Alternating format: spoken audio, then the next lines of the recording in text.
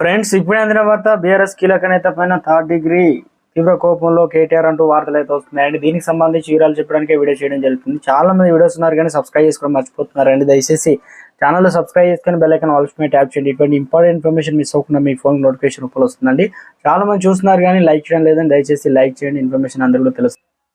పరకాల్లో జై తెలంగాణ అన్నందుకు third degree ప్రయోగించిన పోలీసుల తీరుపైన BRS party working president KTR తీవ్ర ఆగ్రహం వ్యక్తం చేశారు. పరకాల ఘటనలో గాయపడిన పార్టీ కార్యకర్తలను ఇవాళ చెలో మేడిగడ్డకు వెళ్తున్న సందర్భంగా మార్గ మధ్యంలో నిన్న కలిశారన్న పరామర్శించారు. బీఆర్ఎస్ నాయకులు కార్యకర్తలపై పోలీసులు ఇంత దారుణంగా వ్యవహరించడంపై మండిపడ్డారు.